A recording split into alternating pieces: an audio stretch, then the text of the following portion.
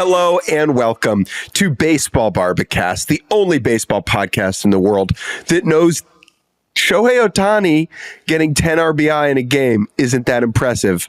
Scooter Gennett did that once. I'm Jake Mintz, that's Jordan Schusterman, and it's actually pronounced Jeanette. Yeah, it is. And while Ohtani was unable to record that fourth home run, I think we're all going to be just fine because of it. Maybe in the future, I have a feeling that next time he goes to Marlins Park, since he sure loves to perform historic feats at the old Lone Depot, I think that will be the next time we'll be on Ohtani for home run watch. Jake, good morning. Good morning. We originally 48 hours ago, when Shohei Ohtani was still a couple homers and a couple steals away from 50-50, we were looking at this Friday episode and we said, we're going to say goodbye to the bad teams. And we're still going to do that because I think it's a fun exercise and a good time to kind of shuffle those teams into the winter. But then Shohei Ohtani said hello to one of the worst teams with an all-time performance yesterday on Thursday. Yes. That propelled him past the 50 home run, 50 steal mark, becoming the first player in baseball history to accomplish such a feat. And so the first segment of today's show will be celebrating that accomplishment.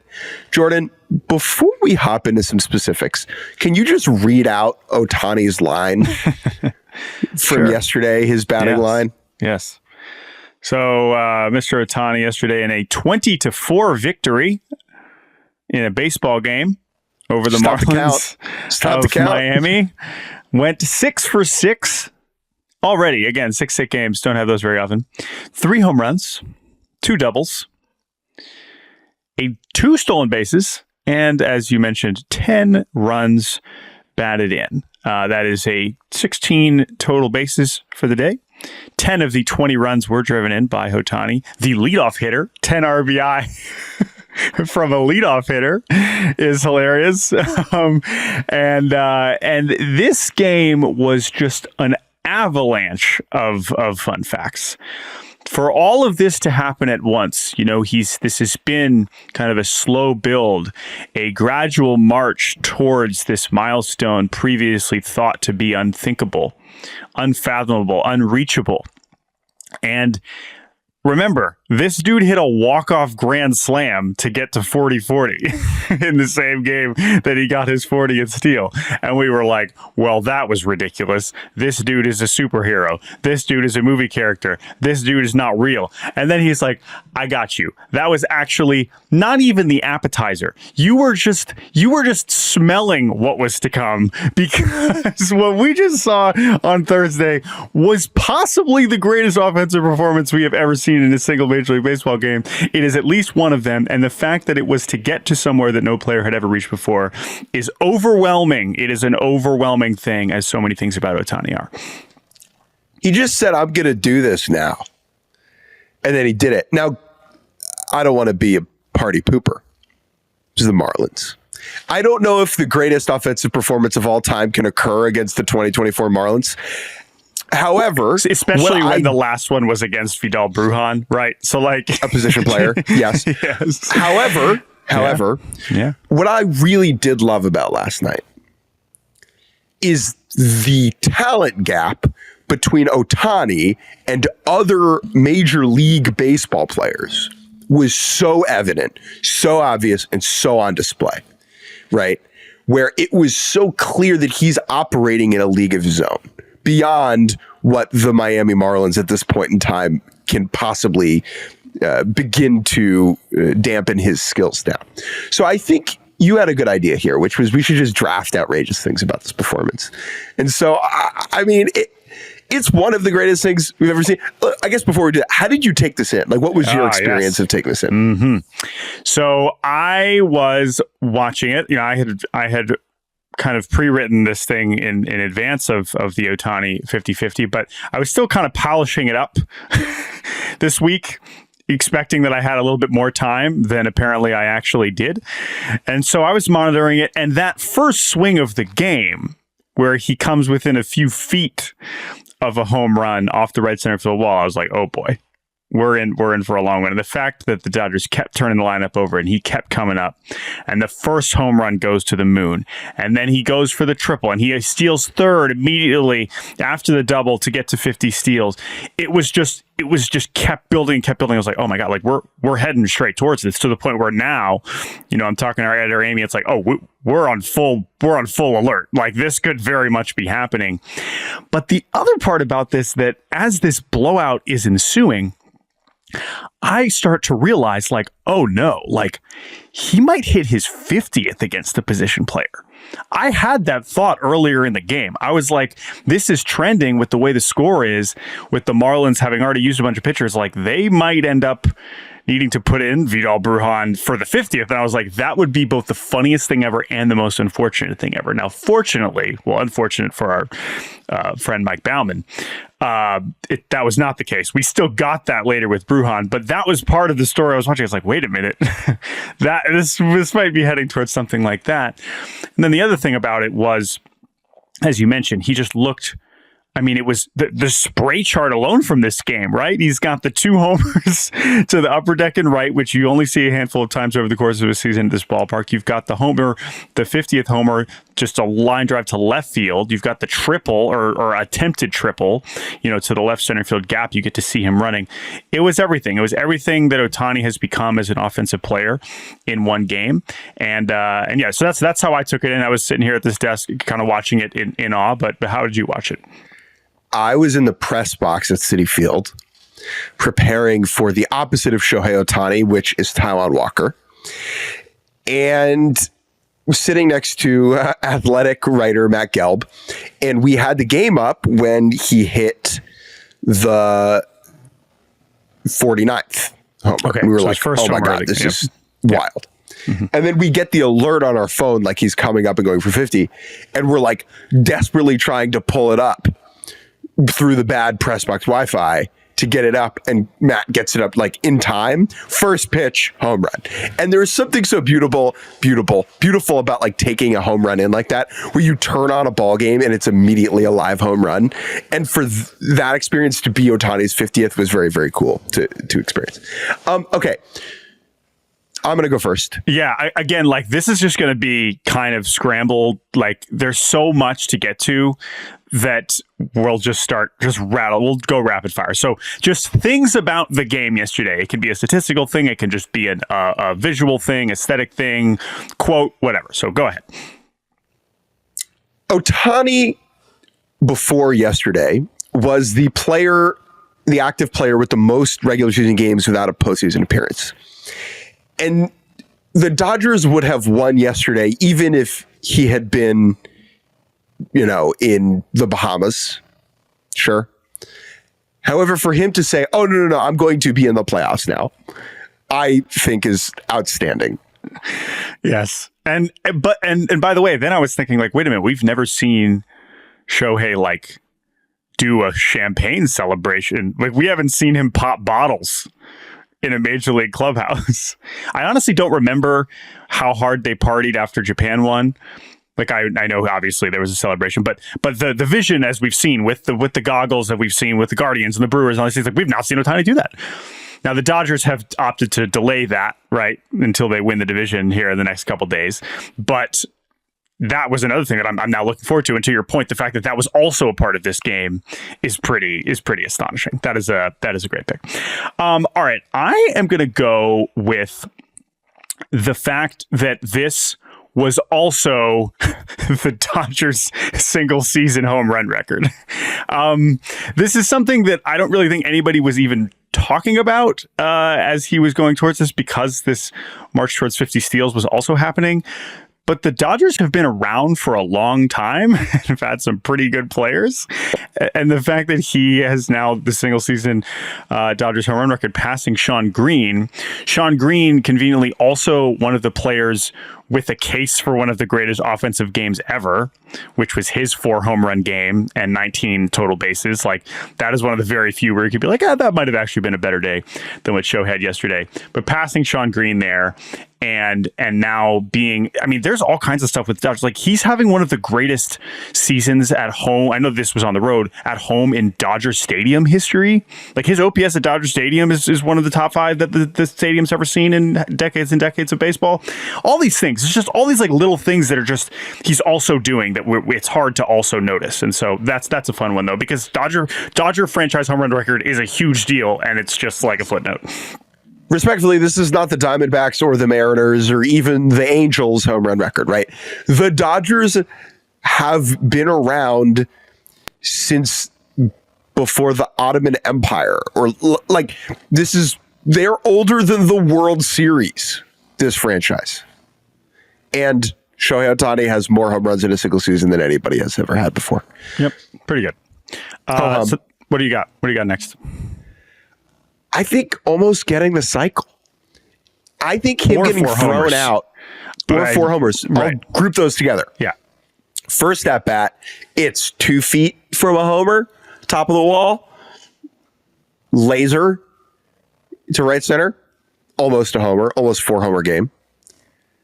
Then the triple, almost a cycle to left, where he stretches it to a triple and gets thrown out, which I really found refreshing to see an iota of humanness, of mortality emanating from Shohei Ohtani. Was reassuring for me. Yeah, because he obviously didn't get out otherwise. So he was granted. He did get out yesterday. 6 for 6 is deceiving. That was the time. That's true. That was the time for him to get out. But yeah, it could have also been a cycle. And it couldn't have been both, right? Because the one that was almost a homer was the double, and then the one that was almost a triple was also the double. But anyway, but yeah, it's outrageous. That is definitely a good one. All right, I'm gonna go with just like, apparently it was his first career 3 homer game. So that's another reason why I felt like I had more time to finish this 50-50 piece. Is it's like, oh well, Ohtani hasn't had a 3 homer game yet, so we can at least like push it forward a couple days. I mean, even if he gets 2 and he's like, oh no, I got 3. Now, connected to that is the fact that the third did come off Vidal Brujan, which I know I'm adding in fun facts here. First ever home run against a position player. Really? Yes. I believe he had faced a position player a couple of times before. Cody Clemens got him out at one point, which is hilarious. Do you know why that was the thing? He just has too much respect for two-way players. He understands what it takes. That's funny. I thought it was the Angels were never winning by that much. That's also funny. Which is also true. But, and actually, truly, probably sort of part of it. But yeah, that was the other thing. As I was like, has he ever had one of those before? 222 career home runs? I know that was the first one off position player. So congratulations to Vidal Brujan. Marlins Park becoming the default setting for Shohei Ohtani moments of excellence. Yes. Is so funny. Incredible. In 2020, when Texas became just the default stadium in which all baseball ever occurred, this has me thinking of what is the default MLB stadium, right? And for Shohei Ohtani, it is Marlins Park. This is where he won the WBC with Japan, and now it is the site of the most impressive moment of his career so far. Yeah. And I mean, obviously, he had accomplished so much in his major league career before the WBC and since the WBC. But him striking out Mike Trout is still the first highlight. I mean, we've talked about that moment.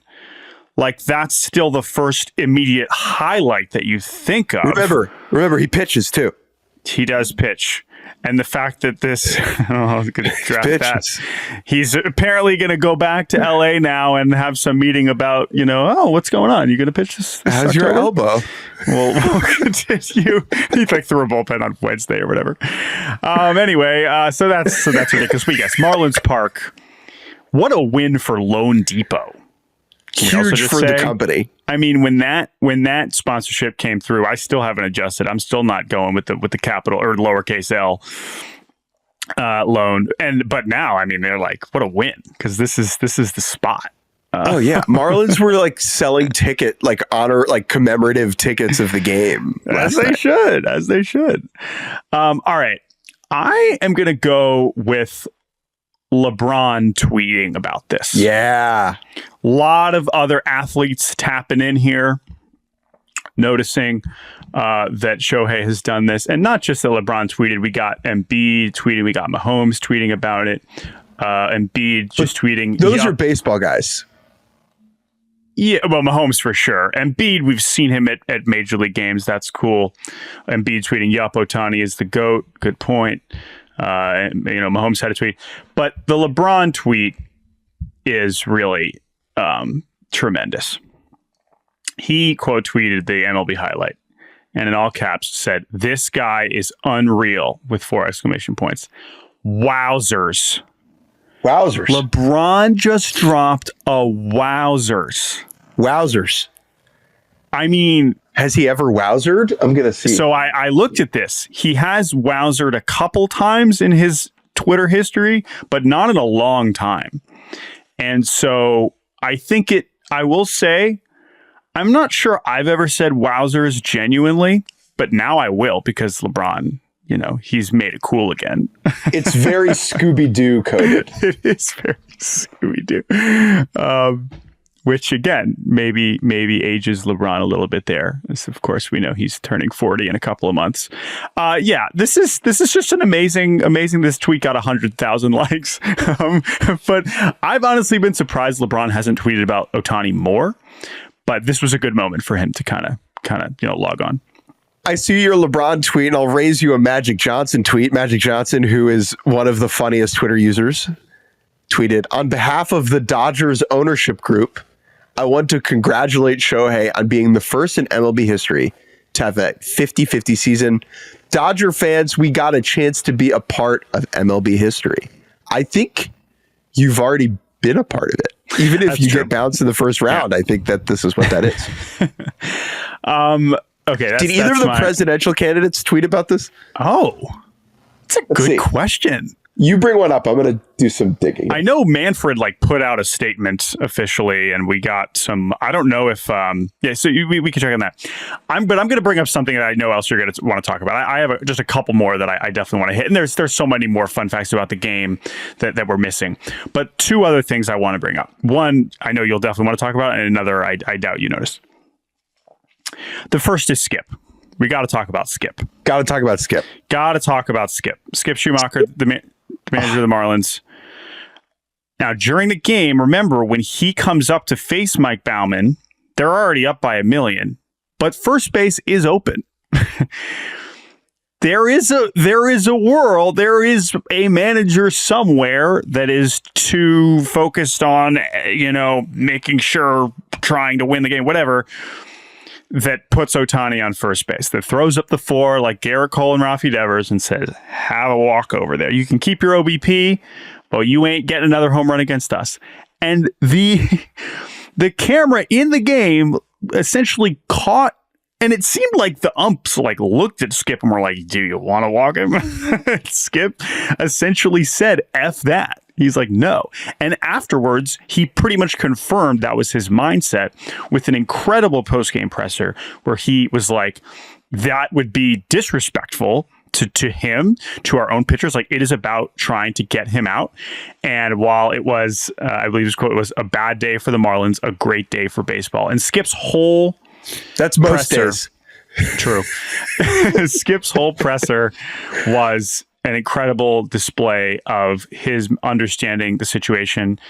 And he didn't want Mike Baumann to give that up, but he also wanted Mike Baumann to try to get him out. And the reality is, I think that most pitchers, they want to try to get Ohtani out, because especially Mike Baumann in this spot, the 5th team he's pitched for this season, if he can get Ohtani out in that spot, that is just as memorable as being the one that, he'd rather try to do that and then end up on the highlight reel than just walk him, because that's going to get way more grief. So you don't have to tell me how great Skip is. Of course. I'm number 1 Skip fan club member. 100%. What's the other thing you noticed? The last thing, last 2 things quickly. The one is just a tiny thing. So I mentioned like monitoring. I'm like, hey, who's going to pitch in this game? Right. I was like, are we going to see Vidal Brujan? Like, what is going to happen? But there was another gentleman in the Marlins bullpen that I was like, oh my gosh, what if this guy comes in and gives up this home run? And it's Jesus Tinoco, who allowed Aaron Judge's 62nd home run 2 years ago as a mop-up man in September for the Rangers, and had pitched 2 nights earlier, and the Marlins were running out of arms. And I was like, oh my gosh, is this dude going to somehow be at the center of 2 of the biggest highlights of the 21st century, if not baseball history? But no, he didn't come into the game, so it didn't end up working out. But that was funny. I was like, oh my gosh, please come in, Jesus Tinoco. Jesus Tinoco, who is 10th in WAR this year for the Marlins. Very concerning. Yeah, nice slider. And then the last thing about Ohtani here, Jake, before we take a break. I'm not saying he's going to get to 60-60, but I am saying he has 6 more games against the Colorado Rockies, which is the worst pitching staff in the league. And I don't think he's going to sit any more games out. The Dodgers are still pushing for the top seed in the National League. Maybe he sits a game at the end of the season. But I don't know, man. Like this, he's still adding numbers here. We're still compiling. And, this, I guess I'm just saying the season is not quite over. So 60-60 is probably not happening, but these numbers are going to keep climbing.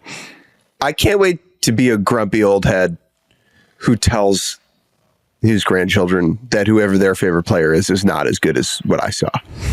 And I think yesterday was one of those moments I'll remember forever. 100%. So yeah, if you want more Ohtani stuff, I'm going to write another thing next week, just kind of taking his whole season into stock. As I mentioned, I already wrote about it and talked about how if Mookie doesn't get hurt and he doesn't move to the leadoff spot, this might not happen. I really, really do believe that, because that's when he started running all the time. And obviously he got more plate appearances and all these things. So many things about this season that are incredible. And now we'll get to see him in October as well. Let us know what we missed about this Shohei Ohtani 50-50 greatest game of all time. You can email us baseballbarbacast@gmail.com. But for now, let's take a break. And when we return, let's turn our attention back to the postseason races in progress with just over a week to play. We'll be right back. And welcome back to Baseball Barbacast. Enough about Shohei Ohtani. Guy can't even... Actually, he can do almost everything. Yeah. Let's take a look at the playoff picture, because it is September 20th. We're going to do that by looking ahead. What series tickle your fancy this weekend, Mr. Schusterman, that have implications on the October Jamboree? I think Tigers at Orioles is definitely the one that stands out. And Tigers fans, we're going to talk about you a little bit more extensively here in a second. But just in terms of those two teams, you sent out a very funny tweet, which then aged kind of funnily because of when you sent it. Basically, you tweeted about how the vibe discrepancy between the Tigers and the Orioles, Tigers sweeping in Kansas City, Orioles embarrassing themselves against the Giants through 2.5 games, which is when you had tweeted that. Ultimately, the Orioles managed to squeak out a walk-off victory, courtesy of Anthony Santander, quietly one of the greatest switch hitting seasons we've ever seen. So the Orioles Ohtani can't do that. He can't switch hit. All right. Interesting. There you go. But he probably can't. I would just like video Ohtani swinging righty. Yeah. What does that look like? I'm actually more interested in seeing that than him throwing lefty. Way more interested. All right, we'll work on that. So again, Orioles badly needed that. So that's nice that they managed to squeak that victory out. But still, when you consider how these two teams have been feeling, with the Yankees starting to pull away, Yankees losing yesterday also kind of helps in that. Orioles still feeling like maybe they have a chance to get back into the AL East. Probably not. But the Tigers now, this is really their last big test if they're going to stay in this and have a chance here, because next week they play Tampa at home and then the White Sox. So if Detroit can keep this momentum going into Baltimore is still in safe position for that first wildcard spot, but they still would like to start playing better. We obviously talked about them earlier this week. If they are going to be feeling a little bit better going into the postseason, that Santander swing was nice, but also Santander has not been the problem. It's been a lot of other people. So that one, in terms of both teams being compelling, is definitely the one that stands out. Obviously, we have the Phillies and the Mets. Will the Phillies really be playing for anything once they get one win? Yeah, they're pushing for that top seed as well.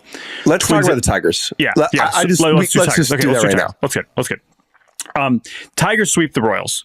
We have consistently over the last few weeks, as they have been playing this great baseball for the Tigers, this is really nice. We're really excited for you. We aren't sure you can keep this up. And they keep on winning. And we, again, they're tied with the Twins now. The Twins dropped 3 or 4 in Cleveland. They are now tied with the Twins with 9 to go. So it is right there. There is an opportunity for the Detroit Tigers to make the postseason. The Twins have the tiebreaker. So if they finish tied, the Twins get in over the Tigers. That is important. Now, how are they doing this? So the key thing about Detroit is the very simple things. What pitching do they have? And we've said that about a couple other teams, but no team is using their bullpen more. They have, since August 11th, when they have the best record in baseball, 25-10, their relievers have thrown more innings than their starters. Now, some of that is a little goofy because they are using openers very often. So that is part of that. That is part of the calculation. However, it is still an example of how the degree, and this series in Kansas City was an incredible display of how A.J. Hinch has been managing to kind of just mash these buttons all the way to victory. You know, Bobby Witt Jr. hits a grand slam in the third inning of the series opener. The Tigers then only allow 5 runs over the remaining 25 innings of the game, of that series. They end up sweeping. They're using pitchers in just so many different sequences and orders. And yes, you do hear managers' votes talked about this with Cleveland, and you'll hear minutes, these guys will pitch in any role. I mean, the Tigers are taking that to an absolute extreme. It is very razy. There's really no way around it. That is what it looks like, for better or for worse, but with even more anonymous arms. Since August 1st, the Mets have the most starting pitcher innings in baseball. Tigers have the fewest. The Mets starters have thrown 100 more innings over the last month and a half. 100 more. That's outrageous. Yeah. Okay. And the Mets have also been really good, right? Like, that's the other funny thing. Those are 2 of the best teams in baseball since that time, and they're doing it in completely different ways, which is so interesting. Now, the bullpen we've talked about, and Tyler Holton is outstanding. Foley has been good for a couple of years now. Will Vest has really come on. And then they have, Sean Gunther and Brennan Hanafy. Like, we're really digging deep into some anonymity here. Offensively, though, is I think the other interesting part about this team, because you look at the overall season numbers, and there's really not much that stands out besides Riley Green, who is an all-star, and Kerry Carpenter, who is hit like an all-star in his opportunities. But since mid-August, they've gotten above average production from basically everybody in the lineup. They are doing a good amount of platooning. And shouts out to Hunter, who tweeted at us earlier this week. If the Tigers sweep the Royals, can you say Parker Meadows' name on your podcast? Here you go, Hunter. Parker Meadows. There it is. And yes, he has indeed been very good as generally the everyday center fielder. Torque's still striking out a lot, but still, producing a good amount. But it's just enough. And when the pitching has been as good as it's been, they've been able to squeak out these close victories a good amount over the last month and a half. This offense is so young now that Javi Baez is on the IL, and thank relative goodness that Javi Baez is on the IL, because there's no automatic out every time he comes up anymore. But it is. It's ridiculously young. Who is the oldest player that's playing? I guess every single position player on the Tigers roster right now has under 3 years of MLB service time, except for Jake Rogers, their catcher, who is barely over 3 years. Okay. So it's like none of these guys are post free agency. None of them at all. Not even remotely close. Okay. I'm just going to quickly go through it so I could people hear the names. Parker Meadows, rookie. Carrick Carpenter, second year. Matt Vierling, third year, I believe. Riley Green, essentially his second year. Colt Keith, rookie. Torkelson, that's a complicated one. Chase Young, Trace Sweeney, both rookies. Dylan Dingler is a rookie. Justin Henry Malloy is a rookie. Wenzel Perez is a rookie. Zach McKinstry has been around a little bit. Andy Ibanez, who's 31, is really only in his second, third full season playing baseball. This team is so young from an offensive standpoint. They almost don't know any better. They're like, oh, yeah, we'll just keep hitting. And then the last thing I want to say about the Tigers that is kind of underrated here, AJ Hinch, their manager. So AJ Hinch is the architect, or at least the leader of the beginning of the Astros dynasty. Now, he gets canned as part of the sign stealing situation. Really gets, suspended, then fired, whatever. Jeff Luhnow, who is the general manager of those Astros teams, is done in baseball forever. He's off somewhere. I believe he's running like a La Liga soccer team in Spain. Good for him. But he, the second that he was canned, it was like everyone in baseball knew he was done forever. AJ Hinch was the opposite. The sentiment around the game was the second that AJ Hinch is available to be hired again, he will get hired immediately. And that is because he is very good at the job. And boy, have we seen that. For AJ Hinch to take this Tigers team that at the deadline straight up sold, right? Jack Flaherty, gone. Yep. Carson Kelly, their backup catcher, gone. Yep. Andrew Chafin, gone. Canna. Mark Canna, gone. Yep. Right? Urshela was on the team. I know he ended up being, I think, released, but that was another veteran that was around. Yep. And for Hinch to maintain the energy and the life and the verve in this clubhouse is just so impressive. And the ways that have pushed these buttons out of the bullpen, so impressive. Is he the manager of the year in the American League? I mean, the Hale Central's got some competition. I mean, people love Stephen Vogt as they should, and Matt Quatraro is going to the postseason after losing 106 games. So there's a lot going on there. And by the way, I would also mention, some of these other teams that have made the postseason are also super young across the board, like Kansas City, like Milwaukee, like Cleveland. But Milwaukee, Christian Yelich, they got Christian Yelich at the top there. Cleveland, they got Jose Ramirez at the top there. Kansas City, they got Sal Perez at the top there. Detroit, Javi Baez, by status and service time, is technically that guy, but as we know, by performance and by situation is not. So you look around and it doesn't exist. That player is not there. And so that is why this group, coming together to have this run is really amazing. So just a quick story on this. Yeah. And then we'll move on from the Tigers. So in spring training, I went to Tigers camp. And when you and I build our spring training schedules, we're down there for a relatively limited amount of time, and we're trying to hit as many camps as possible. And so I opted for Tigers camp. Really, it was over Rays camp, over Blue Jays camp. Mm-hmm. Good pick, Jake. Nice work. Oh, boy. You knew Bo Bichette was going to have a 500 OPS. You were like, this season's not gonna work out. And I remember going to Tigers camp, and all the people that were like, whoa, a national writers showed up at Tigers camp, right? Yeah. And the moment that is stuck in my head from that was I'm in the locker room and the playlist was notable in some way. I don't remember exactly why. I asked their PR guy, interesting playlist, who's on the aux? And they were like, Will Vest is on the aux. Okay. Will Vest, who is Mariners 29. Rule 5 icon. Yeah, I mean that's how young this team was in spring. Will Vest and his 2 years of service time were on the aux court in camp. Okay, he was the vet leader of the club, and here they are. And here's the last thing, just since you mentioned Hinch, because this finally hit me early this week. I was like, man, AJ Hinch, he's going to make this. Here we go. As things stand now, who would the Tigers be playing in the first round? Oh, yeah. It would be the Astros of Houston. We saw Correa against them last year, and we might get a rematch of that if the Twins do manage to sneak in here. But that is I honestly think that's even juicier than Correa against the Astros is Hinch against the Astros. So maybe we'll see that. Anyway, there is the long-awaited Tigers discussion that they certainly have earned. Other things this weekend. I'm just going to zip through these. Phillies at Mets. Phillies clinch a playoff spot with 1 win, win the division with 2. Mets kicked their butt last night because Taijuan Walker stinks. D-backs at Brewers. I want these 2 teams to match up in the playoffs really badly. That would be a delight. They seem to always play fun games. The Brewers clinched already. Yes. Brewers clinched. I was going to say, because Brewers clinched the division. Guardians have a chance to clinch the division this weekend in St. Louis. They just clinched a postseason spot yesterday.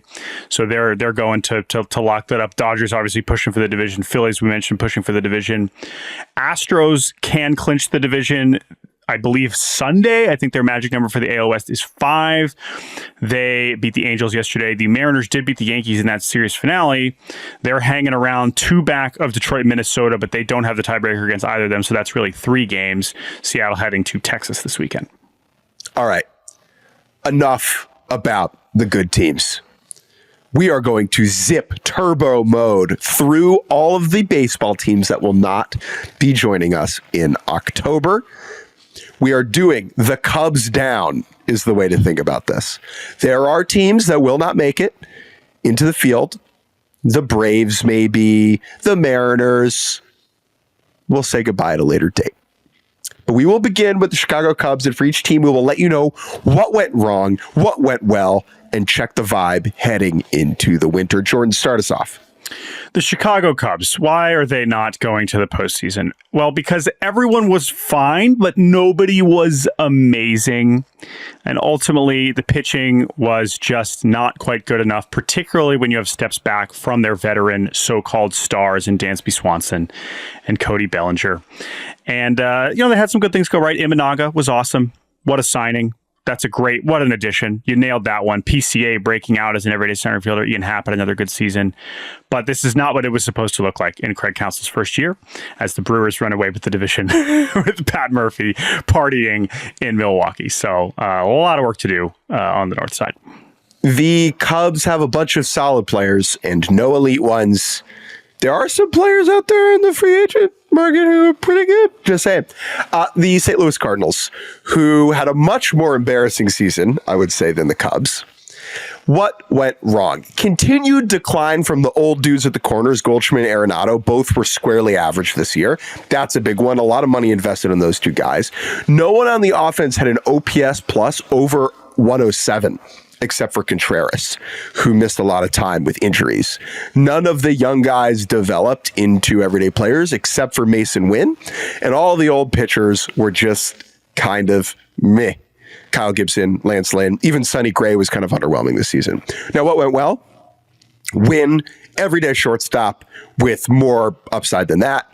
Very excited to see how he develops. The Contreras signing looks great, and the idea that, remember last year, the whole thing was we don't trust him as a catcher. They seem to trust him as a catcher now. He's awesome. He's still one of the best catchers in baseball, and the injuries were unfortunate this year, but not concerned about that. But I mean, man, just so many of these other kind of second level hitters just were not taking the step forward. How they handled Jordan Walker this year, so disappointing. And now I just, again, this is so unprecedented for the St. Louis Cardinals in their franchise history to have seasons like this in consecutive years, and the attendance reflects that. And it'll be interesting to see if they actually shake things up considerably this winter. The last time the St. Louis Cardinals had a losing record in 2 consecutive full seasons, Dwight Eisenhower was president. 1958 and 59. Now, the Cardinals are 1 game up right now, so there is a chance they can avoid that, but it is very much in play. The Boston Red Sox, again, we're going roughly in order, just of total record. Their pitching was amazing in April and pretty horrific after that. Their offense was very good for the first 4 months and suddenly very bad when they really needed them to carry them. Ultimately, this is a team that could have used the NL Cy Young contender, maybe. It certainly could have. Chris I would Sale. say trading the Cy Young contender for a favorite for Vaughn Grissom, who was a complete non-factor this season, let alone what is he going to do in the future, is a huge L. And then two guys that they invested extensions in, Sedan Rafaela and Brian Bayo. A lot of question marks about those two guys moving forward. I know they played a lot. They did post, but the production was not there. And the bullpen was just catastrophically bad over the last couple months, even with Kenley still generally being very good. What went well? Jarren Duran was awesome. Jarren Duran proved us wrong. We didn't think he was going to be very good as a player. He made one incredibly embarrassing, shameful mistake that earned him a rightful suspension, as we know, that ruined his chances of playing 162 games, which he deserved. But otherwise, I mean, he was amazing. He's a great player. He played baseball very well. Tyler O'Neill was awesome, but he might leave in free agency. And I mean, there was still a lot of positive signs on offense, and their farm system is excellent with more hitters coming. But ultimately, how is this team going to get outs? Remember, we thought they had turned around, Breslow and Andrew Bailey. Wow, look what they've done with Houck and Crawford and Pivetta and all these things. And Cooper Criswell's getting outs. It's like, listen, I am worried about the pitching moving forward. And they got all these bats coming. I don't know where they're all going to fit. Is there a trade coming? Is there a signing coming? The pressure is on. The Red Sox are going to miss the postseason for 3 years in a row for the first time since 2012. And my understanding is that Boston sports fans are not particularly like, chill. That's fine. Hey, whatever. Take your time. I think the Patriots suck now too. Yeah. So it's even it doesn't help. More pressing. Celtics are fine. Don't know about the Bruins. Can't comment on the Bruins. So couldn't tell you anything about that. Yeah. The Tampa Bay Rays, what went wrong? Usually they are in October. I believe it is the first year since 2017 that they are not in the playoffs. That's kind of wild. What went wrong? The offense was just kind of a wet towel in the first half of the season. Yandy and Randy both underwhelmed.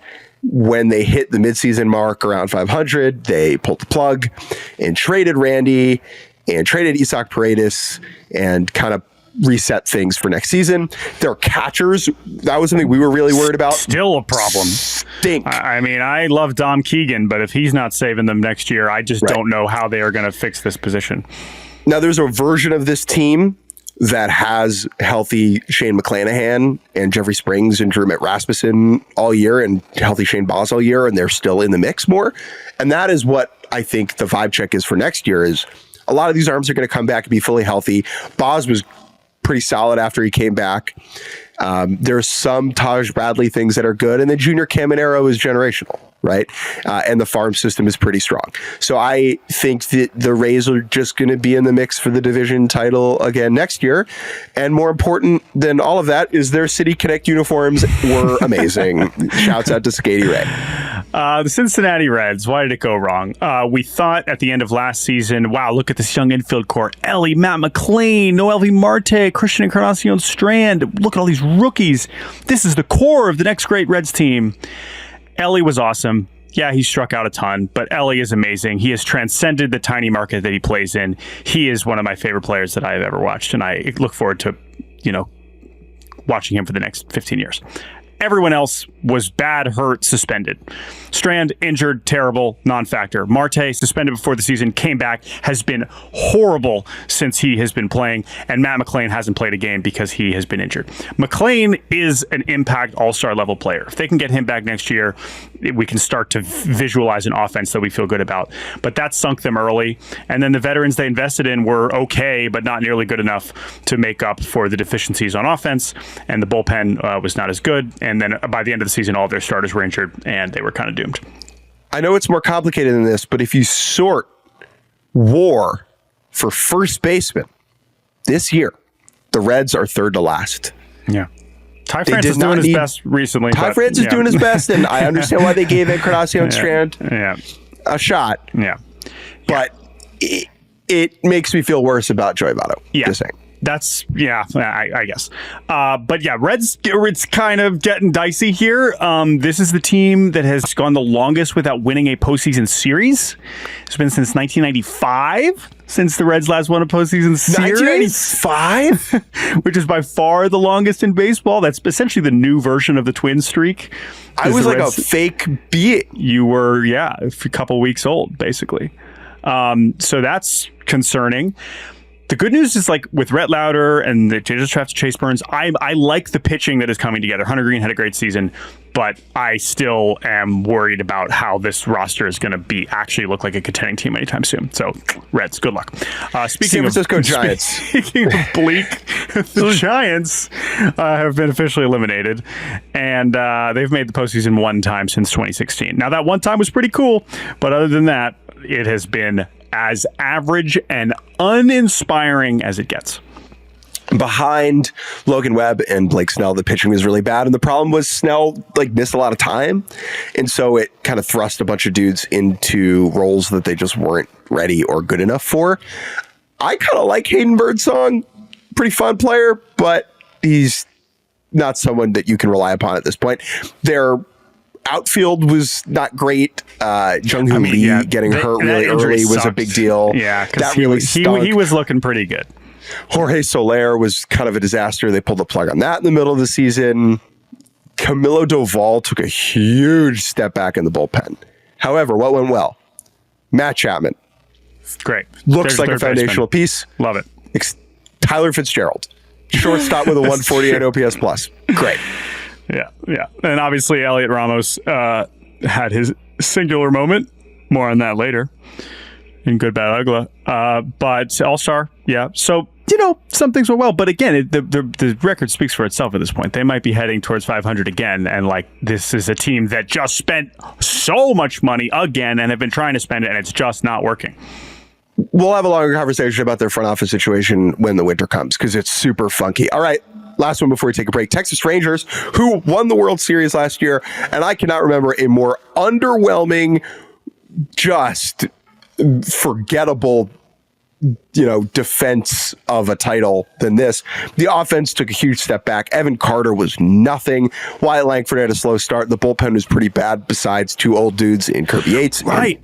And that part Robertson. is so... That part is wild because they signed Dave Robertson and Kirby Yates to fix the bullpen, and those guys were awesome, and the bullpen still sucked. And the pitching in general, when the healthy, not healthy, like Eovaldi was disappointing. Scherzer was on and off, and I don't know. This version of the season, had they not won the World Series last year, would not be that shocking. But because of how we felt about that offense after last month, and even for most of last season, it was like, well, at least they'll be able to score. And this offense just straight up wasn't very good. So the good news is Seager was still awesome when he played. Kumar Rocker comes up. That's exciting. They have a couple other pieces take some steps forward, and DeGrom is back now. So there's some things to look forward to. Chris Young just got an extension, actually, which is fine. That makes sense. But we'll see. I'm curious how they respond to that this winter. Last winter, they decided to kind of rest on their laurels and not spend any money. Maybe they blamed it on the TV stuff, maybe not. This is pretty embarrassing for the Rangers for a team that seemed to be like, all right, we're here. We spent the money. We have all these stars. And now it's like, well, you're a losing team. So I'm not sure what happened there. Extend Chris Young? He's already 6'10". How tall does he need to be? What went well for the Rangers? The Texas Rangers went to the White House, and there was no news about it, really. Everyone went, nothing weird happened, and it was just kind of a footnote blip, which I would have taken the under on that. Let's take a quick break, and when we get back, we'll do the other teams. Oh, hey, everyone. Welcome back. But let's just keep on rolling. The Toronto Blue Jays, also eliminated, also bad. Jordan, what went wrong up north? Two very simple things. Their bullpen was so terrible, especially in the second half, which I know at that point they had already sort of given up, having traded away their veterans. But one of the most shocking, I think, individual player seasons that we had was Bo Bichette being awful. This is someone who had been so consistent in the early part of his career, and he was hurt too, but he sucked. And so that immediately sent this offense into a very bad place in the first half, to the point that they couldn't get out of it, and the pitching wasn't good in the first half. And then all the offense from everyone not named Vlad just wasn't good enough for those first few months, and they ultimately decided to flip it to next year and try and run it back with Vlad, with a healthy Bo, with a lot of these pitchers. There was a lot of encouraging things that happened after the deadline where they played well. The younger players came up, Spencer Horwitz, some of the guys they traded for. Some good things happened down the stretch, but Bowden Francis was fantastic, and Vlad just looks tremendous. This will be a top 5 MVP finisher. But talk about pressure. I am so interested what we are saying about this team a year from now, because they're just kind of saying we want the mulligan. This was a disaster. We get it. We're just only going to trade the short-term guys. The fans, again, this is a team that had won 90-game series in a row. They've been in the postseason. It has to go right. They have to add again this winter. This is a really, really important and interesting team as we move forward. Shohei is, by the way, he's on his way to Toronto. Still, he's on that plane. Yeah, he will not be available. Maybe they will pretend to get Juan Soto this winter. Seems unlikely. You know who should trade for Ohtani is the Marlins. Think about how good he'd be playing in that park every day. The Pittsburgh Pirates were interesting for longer than you maybe would have expected. But what went wrong? The offense stinks. Like, the offense is fourth worst position player group by WAR in Major League Baseball. Outfield particularly terrible. Michael A. Taylor was like the worst free agent signing of the year. Really? He's still on the team. He's still on the team. He's played about as poorly as you can play and not get released or DFA'd or whatever. Well, it's pretty bad. No, it was a bad one, right? It's relatively low stakes. But again, for a team that isn't going to spend much, they have to get those smaller signings right, and they did not. Brian Hayes, that's the biggest and one, they have him for 8 more years or whatever. That's the biggest one. And some of their pitchers just ended up. Bednar, right? What a massive step back for him. I know closers are volatile, but he had been so reliable, and the bullpen was just had some really ugly stretches. But yeah, man, in June they were playing great ball and Skeens was dealing and all that was. But it's just Pirates are in a bad place now. Good news. Skeens is amazing. He's singular. He is a hook. He puts butts in seats. He makes you a contender if you have him. Don't let the opportunity pass you by. I think we feel pretty good about the Pirates' ability to develop some pitching. Yeah, with more coming. Bubba Chandler's coming. I like the arms that are coming, but how is this team scoring runs? They need to do so much to convince me of that. But Skeens is one of the best pitchers in the league, so that's a good place to start. The Washington Nationals, who I watched way too much of this week here in Queens. What went wrong? Every starter has an ERA plus under 100. They had no above average pitching. Their catcher, Keibert Ruiz, I think is just DC Brian Hayes, where they're locked in for a while and there are big questions about his offense. Speaking of offense, this offense was cratered in the second half once they traded a lot of those rental pieces. Joey Meneses, remember him? He's just in Rochester now. They just optioned him. Yeah. Again, though, not quite like Boston, but it seemed like the Nats have made a lot of progress on the mound in the first half of the season, and that has really fallen off over the last couple months. But, some progress on the farm. James Wood arriving is exciting. Dylan Cruz arriving is exciting. Luis Garcia had a really nice season. We saw some of their trades are looking already pretty good with Jose Tena. I really like that. Abrams had a good first half. We'll see what he really kind of blossoms into overall. And they don't have to pay Patrick Corbin anymore in a couple months. So that's exciting. But we'll see. Let's see. Do they think they can win next year? Does Mike Rizzo want to, actually start to spend money again? Or I guess the Lerners, do they want to start spending money again? There are plenty of free agents out there. Could they just go after Bregman? Maybe they try to get Soto. Is there a move here where they signal we are trying to win again in the same way that when they went back and signed Jason Worth and said, I know we're not good now, but we will be good soon? Is there a version of that they try this winter? We'll see. If there's one thing I've learned about the Mets and Brewers this year, it's that not having anyone who sucks play a lot goes a long way. Tyrone Taylor, I think about all the time, right? He's maybe the worst position player on the Mets when they're all healthy, and he's totally fine. The Nats are just not at that point right now. However, go sign Sean Manaea and Christian Walker. Two perfect fits for that team. There is a path here for the Nats to start competing sooner than maybe you realize. The Oakland Athletics, what went wrong? The pitching's just undermanned. They took a big step back. Zach Geloff and the farm system still not in a great place. However, let's just focus on the positive here. This team bangs. Yeah. We've been saying it for months. Brent Rooker and Lawrence Butler, one of the best 1-2 offensive combos in the entire league. And yeah, they were so bad in May and June that the fact that they played well in July and August didn't really get noticed as much. But there's an offensive group coming together here. And while the farm system still isn't awesome, and I don't really know who's going to pitch, and Mason Miller's awesome, but that's one inning every couple days. That's the issue beyond everything else involving Sacramento. But just on the field, that is kind of where I'm at with Oakland. Mark Kotsay, the A's manager, deserves manager of the year votes, in my opinion. If you could get more than 3 votes, you probably would get some. The Angels. Is Ron Washington getting any manager of the year votes? Do you know what went wrong? Shohei Ohtani left your team, and Mike Trout spent any of that money. All right. Yeah, I mean, we knew that it wasn't going to be pretty this year, and it was really, really bad. It was really bad. Sure, some of their young hitters took some steps forward. Zach Neto, great. There's your franchise shortstop. But, I mean, even Zach Neto is not, necessarily performing like an all-star, and that's like the best thing that's kind of happened to them this season. Hoppy really tailed off, unfortunately, down the stretch. Hopefully Christian Moore can come up soon and save them, and you got some things offensively that you're looking forward to, but it's still one of the worst farms in baseball, and I don't know what you do. We can say, is Perry the why does he deserve an extension?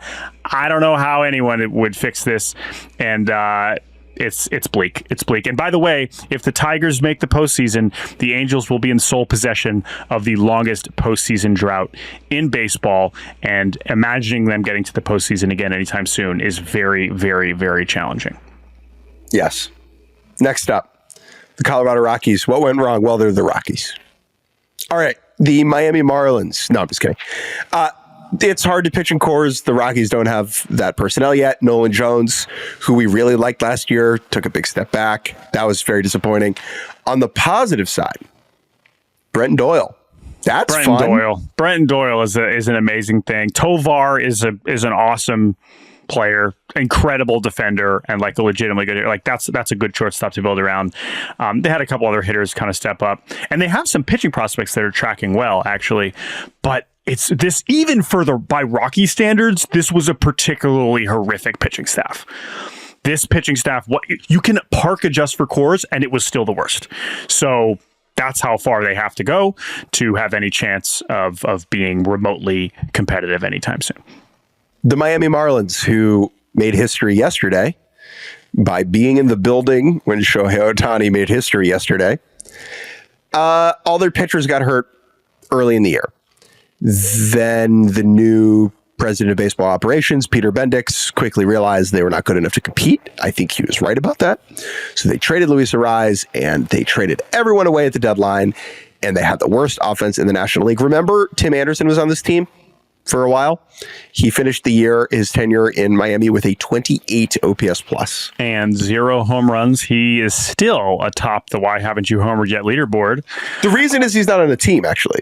Yeah. So that sucks. But also it kind of went to plan because it gave Bendix a room to execute the extreme deadline sell-off, bring in the prospects and players and leadership that he believes in, hopefully. Still such a long way to go, but you do look. Sandy was throwing 99 miles an hour in a bullpen the other day. Like, there is a pitching staff here in the second half of next year that could look pretty freaking spicy. The problem is they can't score. I've said that about a few teams here. So how they score, how this offense becomes anything good with a farm system that still stinks is going to be quite the challenge.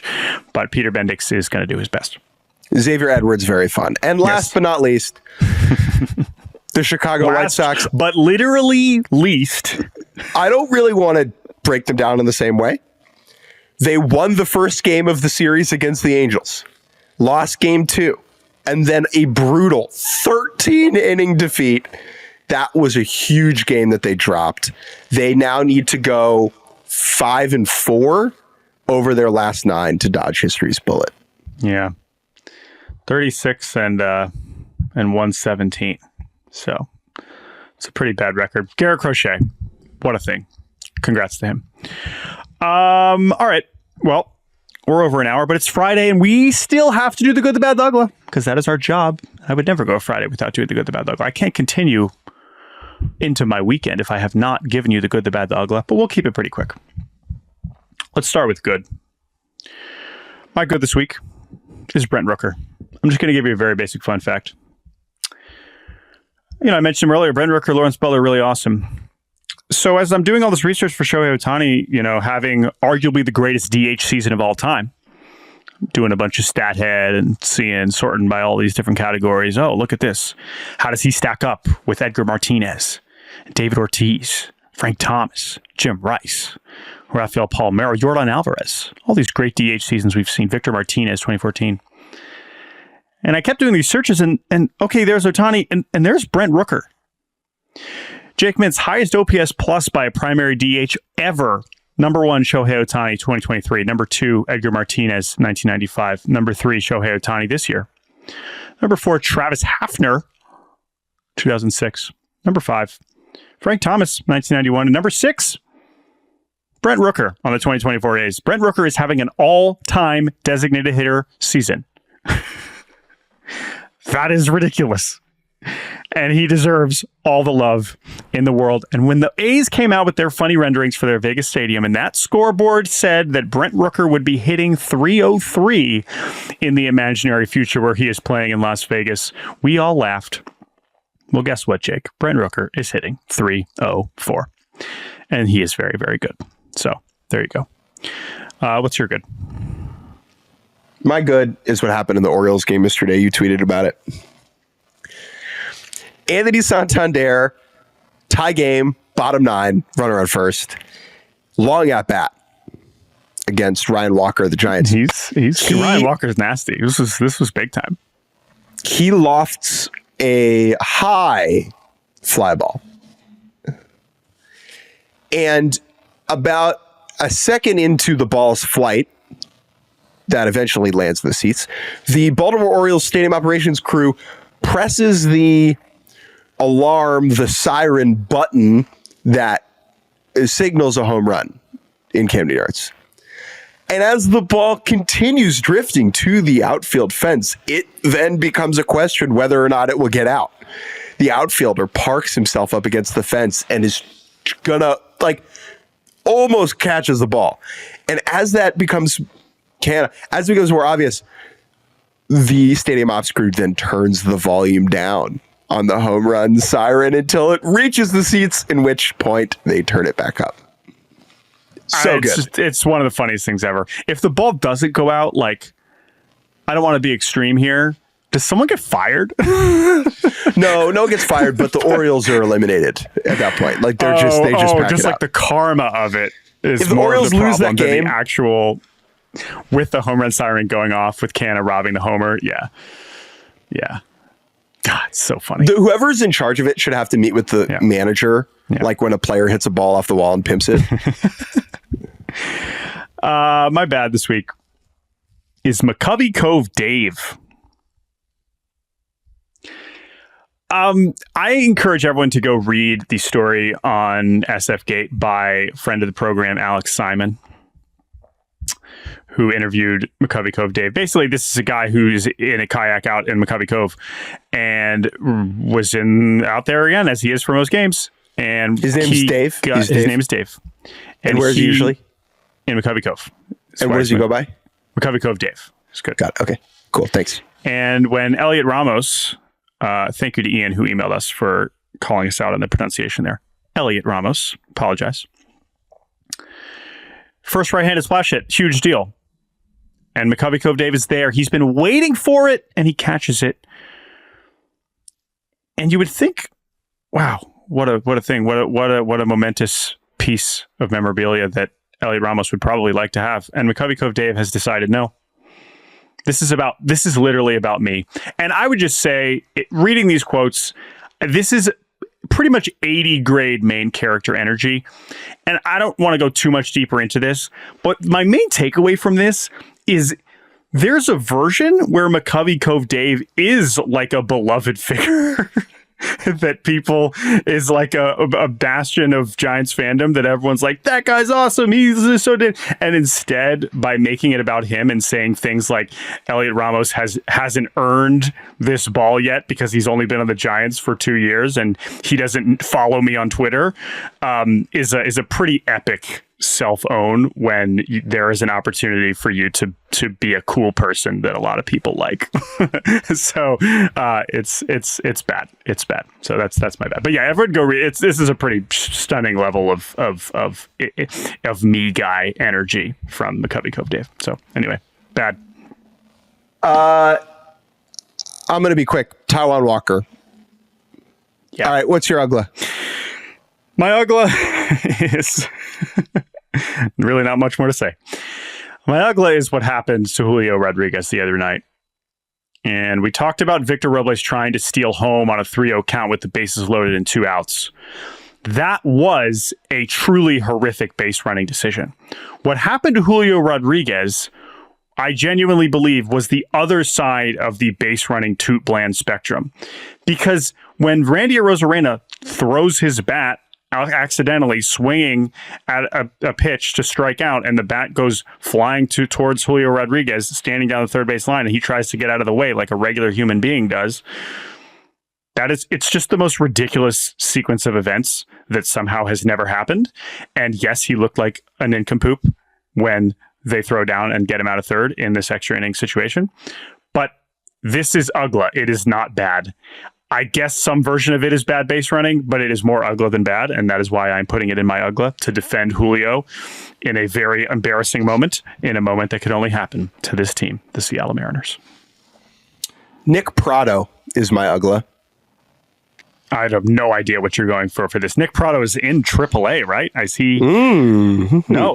Nick Pratto, I'm going to tell you. Is he up now because Vinny's hurt? I'm going to tell you. Nick Pratto, once a top prospect with the Kansas City Royals. His stock has fallen quite a bit. He is now 25, almost 26. Does not seem to feature in the future of the Kansas City Royals as he once did. Jordan, I'm going to ask you a very simple question. Don't look it up. Has Nick Pratto appeared in the major leagues this year? Oh, man. I mean, what you're asking me this, and I would guess no. Yes, he has appeared in the major leagues. He has appeared. He has in the appeared major leagues this year. Once. Jordan, how many plate appearances does Nick Pratto have in the major leagues this year? 0. Okay. How many pinch running opportunities does Nick Pratto have in the major leagues this year? 0. How many defensive substitutions has he had this year? Maybe 1. 0. Okay. Though he has appeared in the major leagues. Nick Pratto's entire season in the big leagues was one position player pitching performance. What? Really?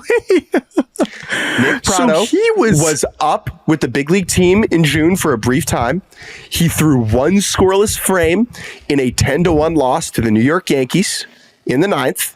He was then sent back down and never got a plate appearance, never appeared as a first baseman. The entirety of his 2024 Major League season is one scoreless inning as a position player. That is miraculously UGLA.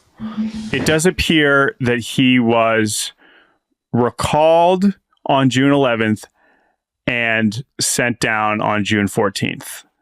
And as you mentioned, he pitched and that was it. That is incredible. That is an incredible thing.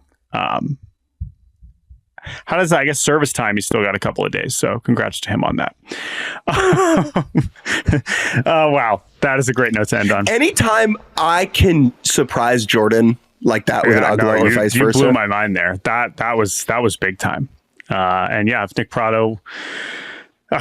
wow. Okay, I'm flabbergasted. That shocked me more than Shohei Ohtani. We're done. This was a long pod, but we had so much to get to. You can blame Shohei for giving us an extra 25 minutes at the top of this show.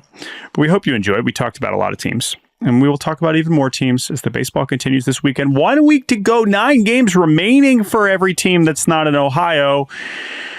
Everyone have a wonderful weekend. Thank you to Hillary Georgie for producing, filling in for Andrew Hartz. You can email us at baseballbarbacast@gmail.com. That's BARBcast. And we'll be back on Monday. More teams will have clinched. More teams will have been eliminated. And the season rolls on. Any final thoughts, Jake Mintz? No. Okay. Goodbye.